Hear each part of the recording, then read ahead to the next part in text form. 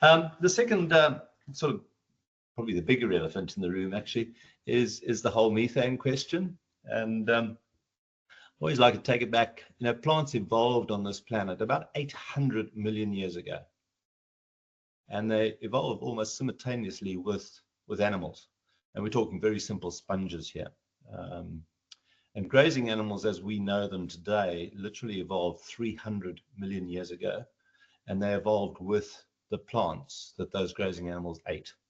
So the plants and animals have evolved together over millions and millions of years. We didn't suddenly have plants and suddenly have animals, or vice versa. You know, we had animals and suddenly had plants. They've evolved over millions of years together. And we don't have lots of plants and few animals, or vice versa. You know, if you had a drought or a fire or a flood or a catastrophe, and we had fewer plants, you have fewer animals. They die and die and die, sadly, and vice versa. So plants and animals have evolved over millions and millions of years. And then one day, around about 5,000 years ago, a human domesticated a couple of wild animals. And suddenly from that, we've evolved this belief that these animals are the root cause of climate change, that are the root cause of basically the risk of destroying civilizations as we know it on the planet.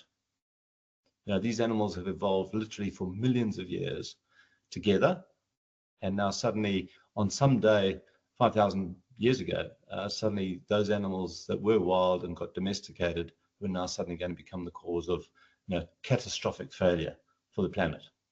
And again, you just got to sort of, I shake my head and think, what the hell's going on? You know, it just doesn't make sense to me at all. What happened when we took those wild animals and domesticated them? We changed management, not the animal.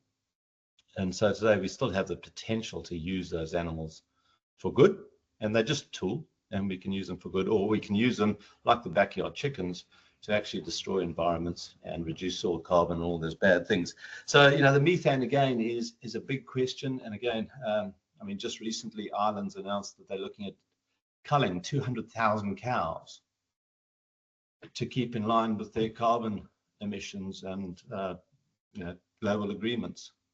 And literally, I mean, the world needs more animals. We need animals to cycle those nutrients, to put them back in the soil so the plants can access them, to cycle the carbon, put it back in the soil.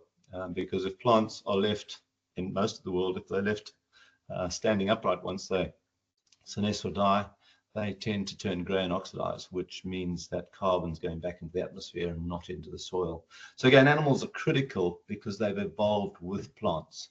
And that cycle of methane, whenever you break down that long chain molecule of, you know, 6 carbons, 12 hydrogens, 6 oxygens, whenever you break down that molecule in the absence of oxygen, you form methane, CH4 instead of CO2. And so that cycle of plants and animals and methane has been going on literally for 300 million years. Why suddenly on one day, 5,000 years ago, when we domesticated an animal, did it suddenly become an issue?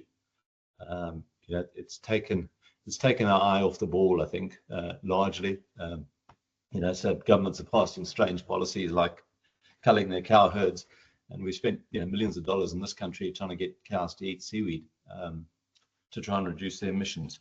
So anyway, that's another elephant in the room that, you know, again, I believe most of us have